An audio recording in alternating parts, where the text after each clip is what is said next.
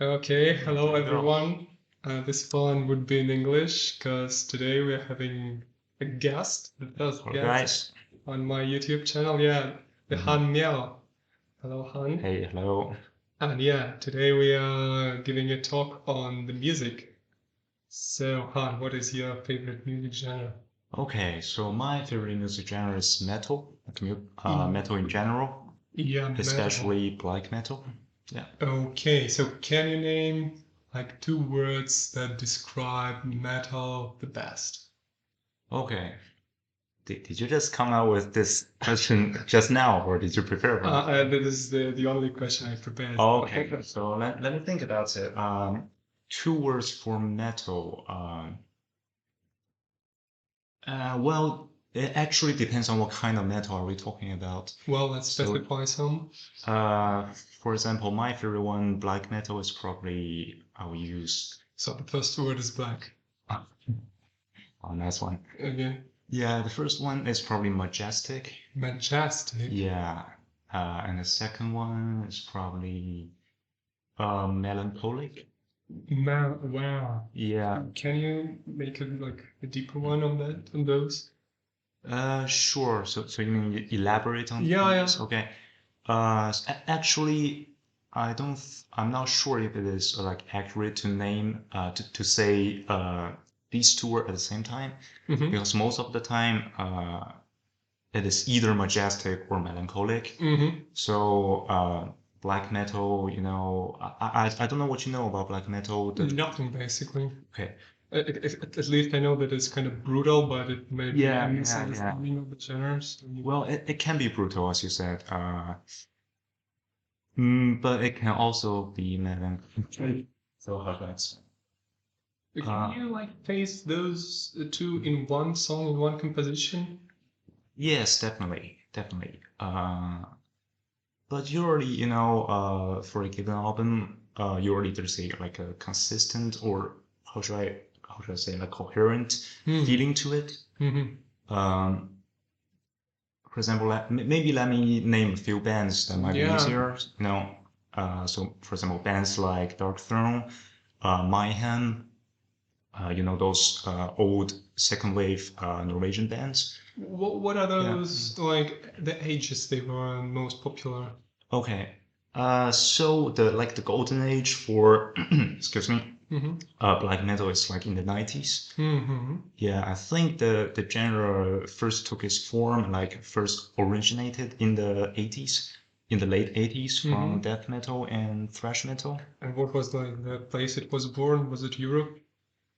Uh, well, it's not a like consensus about which country or which part of the world it is born. Mm-hmm. I think the most common opinion is that it is born in UK, Mm-hmm. invented by the band Venom, Mm-hmm. which ironically, Venom itself is not a black metal band. Yes, like a mixture of punk and early speed metal, things like that. Mm-hmm. So can you, Yeah. when you name those subgenres, can you give a brief explanation? Because Yeah, sure. That might be so very what is a confusing. speed metal? Yeah, speed metal is like so everybody knows heavy metal, right? Heavy metal is like the 70s Judas Priest kind of sound, Mm-hmm. right? So speed metal is like this might be accurate, but to me at least, it is like a more rhythmic version of heavy metal. So they Does that make have sense? a huge speed of like picking the notes. The huge BPM, is it about it? Not quite. It's not really as it sounds. It's not really talking about speed. It's more about like uh, the way that it's played. For example, the, the kind of strumming pattern it is used. Is Does it that make sense? fast at all? It is. What speed is it about? What speed is it about? So I don't really know. Like, how should I describe Well, the how do speed? you feel that? You have your own interpretation, so Yes, give it. actually, if you're comparing to later metal music, like we said, black metal is probably Mm-hmm. not that fast. Uh, and also if you compare to like thrash metal, which came right next, like this. So speed metal is kind of like the predecessor of thrash metal. So you compare those two, speed metal doesn't really sound that fast. But still it is, I think, as fast as it can get during that time, like the early stage of thrash metal, which is like the early 80s. Yeah. But you see the stereotype about the metal music is that they try and make it as fast as possible. I mean, the BPM is insane and the drums, they just go crazy on like hitting, and you can find easily the lots of videos on YouTube named like the fastest drummer in the world. Yeah. And it would be like the metal drummer. Yeah. So, well, is it a stereotype? Is it like the point of that music, or is it just it's a side definitely not. effect? It's definitely not. It's definitely not. So yes, there are certain genres like war metal. War metal is like a subgenre of black metal. War. Yeah, war. So WAR. Excuse me. So war metal is like a darker, faster version, heavier version of black metal, and lyrical theme is as they sound war. And then within that subgenre, sometimes it can be, as you have said, people just try to make things as fast as possible. Do you know the Sabaton group, by the way? Sabaton, yeah, band. The English one? I think it is a Scottish one. Oh, Scottish one. Yeah. So, well, another stereotype about the metal, but the people from those North European countries listen to that, you know. I mean, Finland, Norway, Exactly. Sweden. Yeah. Oh, by the way, Sabaton is Sweden, yeah.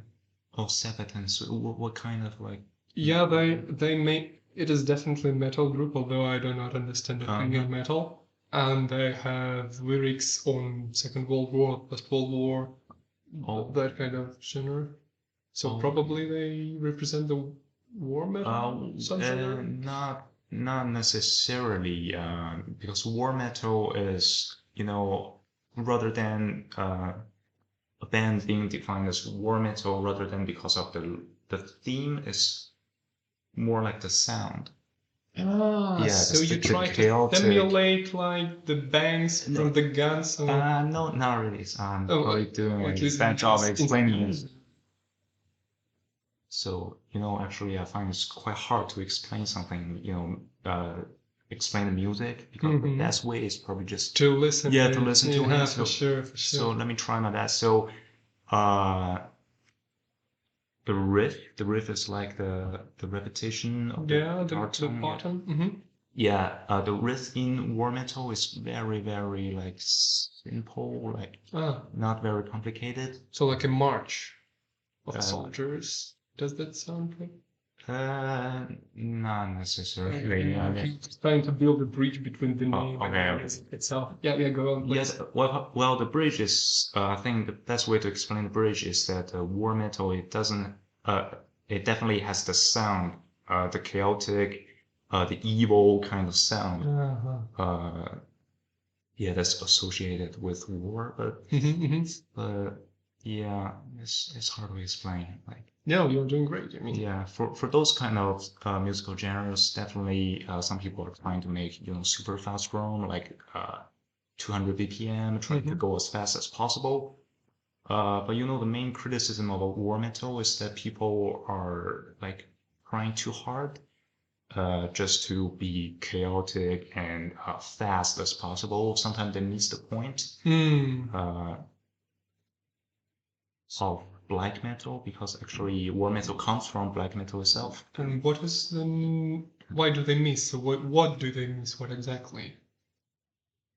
Where do they diverge?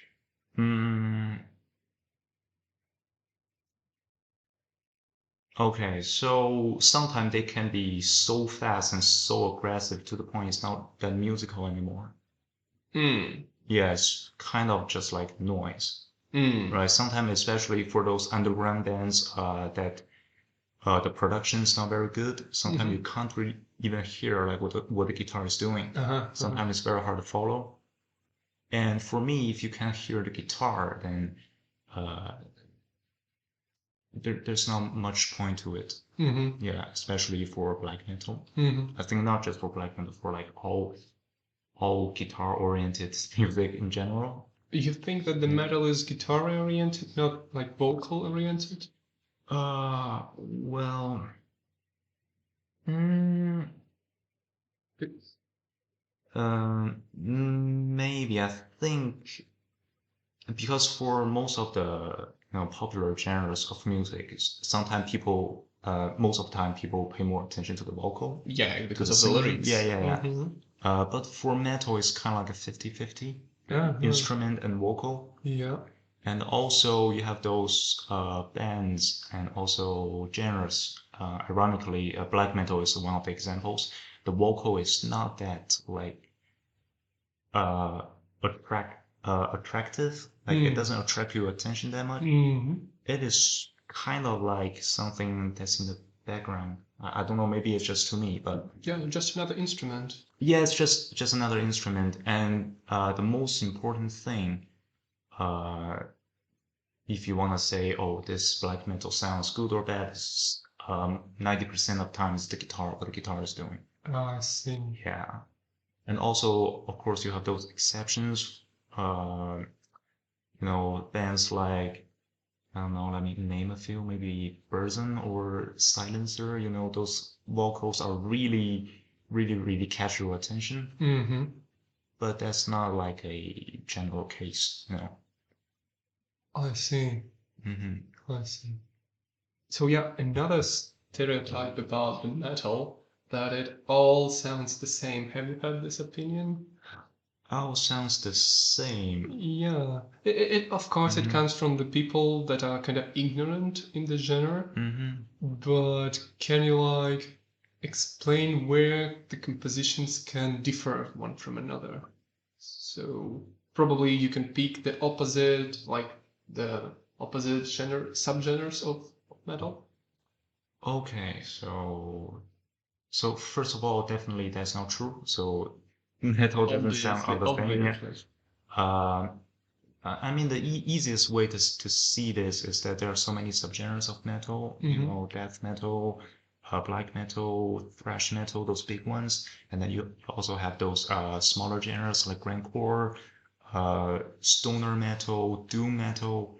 For example, yeah, doom metal and grindcore is a very like good example to illustrate. Uh, so there was a joke saying that if you went to a metal concert and you are late for like 5 minutes, if it is a grindcore concert, you probably missed 5 bands. And if it is a doom metal concert, you probably missed 5 riffs. Yeah, so grindcore is kind of like war metal we mentioned. That's going extremely fast, extremely aggressive. But doom metal, on the other hand, is kind of inspired by Black Sabbath. Yeah. So Black Sabbath is very heavy and dark, but slower. The riffs are slower and more. How should I? It's like heavier and slower. It's not as grindcore. Yeah, and also the lyrical theme can be quite different. For example, black metal and Christian metal. So there's a very, I don't say very, but relatively unpopular genre called Christian metal. Christian, it's like Christian entity. Yeah, yeah. So I'm not so familiar with the genre, but I think the idea is that the lyrical theme of that genre is about Christianity. Oh, have you heard of Powerwolf band? Powerwolf. Powerwolf, yeah. I think I've heard of it. Yeah, they used to at least make ironic songs on Christianity and that medieval kind of vibe with like Inquisition and that sort of thing. Okay. And they even filmed a few clips in the abandoned churches. So that one is quite atmospheric, let's say. Yeah, maybe. Yeah. So and then you also have those like satanic bands. Satanic. Satanic is like Satan worship. Yeah, but actually, just just to say that most of the time when you see a band use Satan imagery in their music, it's actually just a hype. They aren't serious. Yeah, they aren't really serious. But still, you see the ideology and the theme can be very different. Yeah. And also within a single genre, for example, black metal, you can have so many subgenres. For example, war metal, and then uh, they call it raw black metal. Raw black metal is kind of uh, like the Dark Throne, Transylvania Hunger inspired kind of music. It's very simplistic, cold, and lo-fi. So it use a lot of like alternate pickings. Yeah. And also you have like symphonic black metal that use keyboard in it. Oh. Yeah. Yeah, speaking of instruments, what kind of instruments? So we've already mentioned guitar, obviously. Yeah, the drums. And also bass. The bass guitar Yeah. and the vocal. The vocal. That is kind of standard set for all music, basically. What else can you see in metal? In metal, well, again, black metal is a good example. I don't know, maybe it's just because I'm familiar with black metal. For example, as I said, you can use keyboard in it, so maybe you can call it symphonic black metal. What kind of keyboard? Because you're probably speaking of electronic one, and it has dozens of modes. Does it sound for long? Is it just note picking like pum pum pum, or does it like prolongs the sound? It prolongs the sound. I see. And is it used for harmony, like to make an ambient sound? Yes. Yeah. Oh, I see. Yes. And then you have like the guitar going mad on that like stage of the piano. Yes, that's mostly correct. Yes. And then also other instruments, for example,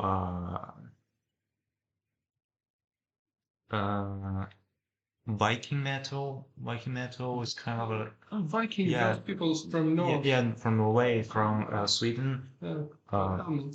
Yeah. So they sometimes Viking metal is not entirely black metal. It's more like a cousin of black metal, and sometimes they can use those traditional, for example, Norwegian instruments. Oh yeah. Yeah. That sounds so unique, by the way. And Right. like spiritual. It's kind of you can meditate in some strange way by listening to that music. Definitely you can. Yeah. Yeah, and some other examples. Do they use strings? Strings. Violins or Oh yeah, definitely. Oh, but even to the point that there's a subgenre called new classical black metal. Classical. Yeah, so essentially it's just like they use pretty much all the instrument you can think of in classical music. They use that in metal. But I don't know, maybe it's just to me. I think most of the time it's like the blend is not that good. So if you want to make a very good like fit between those two, very different set of instruments, that takes very good musicianship, and very few bands manage to do it. Yeah, but you have those examples. Yeah. Okay. So yeah, another question, like, what is the appropriate activity you can do while listening to metal? It's again very different. So for example, if you're listening to thrash metal or death metal, you're probably doing headbanging, and I don't know if you know what is mosh. Mosh? Mosh, yeah, it's like things they do at a concert. So it's called a mosh pit because usually at a concert place you have the stage, and then you have another small elevation at the back. So in the middle is like a pit. Okay. Yes, like a little pit. And then people just doing mosh in it. The mosh is like jumping and hitting each other. Yeah, exactly. Jumping and hitting each other and running. Yeah, exactly. It's kind of fun. Nailed it. I used to do that on the concerts. Oh yeah.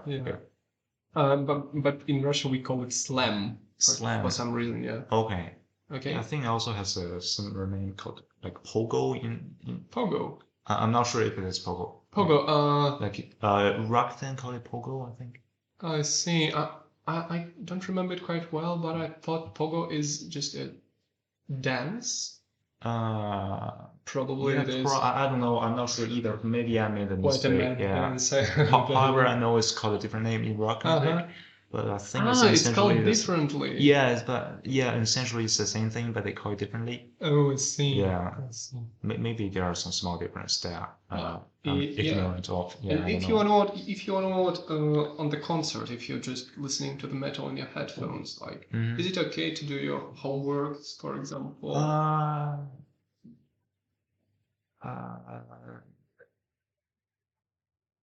Well, again, that depends like what kind of metal you're talking about. So, for example, if you are listening to a black metal album, and sometimes your mind just wanders with all the music, with the riff, so it's not really So easy you're to concentrate. concentrated on the music. Yeah, exactly. But also, again, it's another subgenre of black metal, like dungeon synth. Dungeon synth, it's actually a very interesting genre because for those old black metal bands and also newer bands, they use intros to their albums. Like, maybe the first track is not just guitar, bass, drum, and straight metal. It is some keyboard, some traditional instrument to set the ambient first. Yes, so they use that kind of intro. So dungeon synth is like extending the intro part the entire album. Yeah, so you are doing the intro thing like for a entire album, if that makes sense. It's very much like just a ambient kind of music. And this should be very repetitive, like very repetitive. And for some bands that took it to extremity, sometimes a single riff can go like 30 minutes. Yeah, so for that kind of music, of course, you can do it with your homework. Yeah, I see the idea. So it's quite different. But generally, I said probably not. Don't want to listen to metal and do your homework at the same time. So does it like makes you, I don't know, does it give you energy? Does it makes you aggressive? Because if you see the typical metal fan, like the big bald guy with like long hair, and like all this metal things on his coat, you don't want to mess with him. He like seems somewhat aggressive and musculineer, I would say. Ironically, I think it is a consensus. The metal fans, those metal fans at concert, they are very, very nice. For example, even in the mesh. Yeah, even in the mosh, that's what I'm about to say. So the number one rule of a mosh pit is if somebody falls to the ground, you help him up. Before that's keep going. reasonable. Yeah, and most of the metal guys, they are very like open and talkative. If you want to talk music with them, they are very happy to chat with you. It's not like although they might look very aggressive and dangerous, they are actually not. Just the image. Yeah, but also, of course, there are some exceptions because people are different. Yeah, of course. Yeah, for example, some of the like again black metal bands, especially from the 90s, those Norwegian bands. Some, there are a lot of famous stories about those musicians doing evil things and commit suicide. Of course, you have those people, those but it doesn't apply generally. Yes. Yeah. I see. So it's another stereotype. Yeah. We are revealing. Okay. And let us now speak about you and metal, but from the point of a musician, not the listener. So you told me that you used to play guitar? Yes, but I'm like a self-taught guitarist. Yeah, that's great. Yeah, I never really dig that much into the theory. So you want to ask me about the guitar? There are definitely use technique in metal.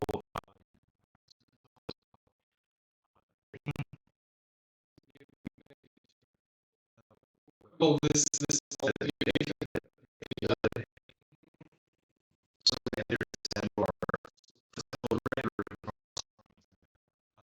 So for metal and some punk,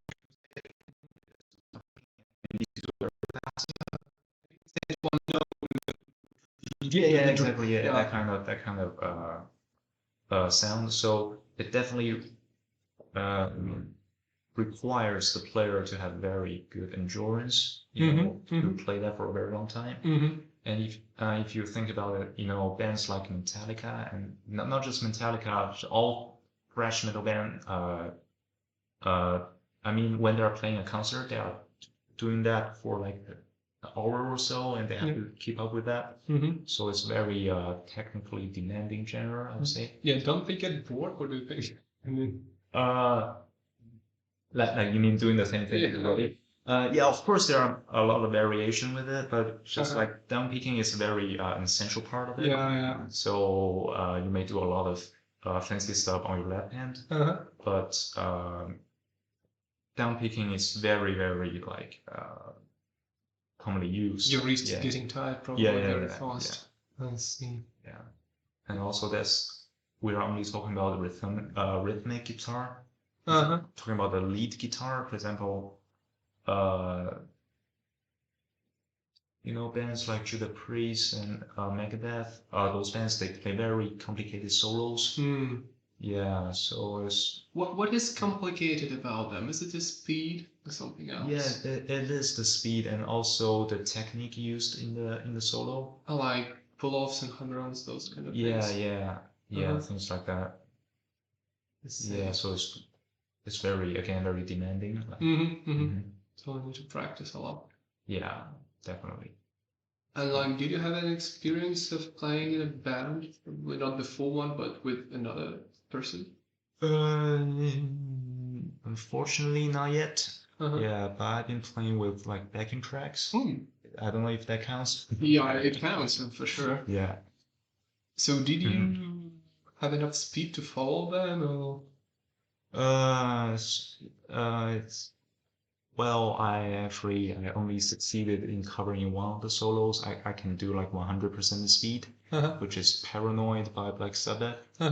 Yeah, so that solo is not like considered a very hard solo. It's kind of like and you intermediate. That? Yeah. Great. So yeah, it definitely takes a lot of practice, and you need to go from 50% of the speed and following the metronome, and then do it again and again. Yeah. And have you ever tried to like write your own like guitar music or guitar solo or something? Oh no, not really, because sometimes I do improvise like on using different scales, and then just improvise with chords, things like that. But I never really write one. Yeah, because I think I'm quite lacking on the theory side, so I never really be super serious and buckle down, but actually write one, you see. Yeah, but at the end of the day, you just start.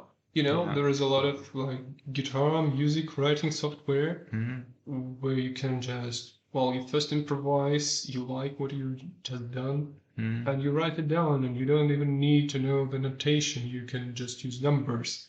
I mean, there are 6 rows representing 6 strings, and you just put like 12. That means like the 12th bar of the first string. Yeah, that's most of the time how I read notes. Yeah, it's kind of simple to start. I mean, so you probably should try something. Maybe I can try it. Yeah. I see. So yeah, let us probably end this here. Okay. Thank you. It's a very nice chat. Yeah, thank you very much. It's a pleasure to be on the channel. And probably you guys will listen to some metal bands unmentioned. Okay, so see you soon. See you guys. Bye-bye. Thank you.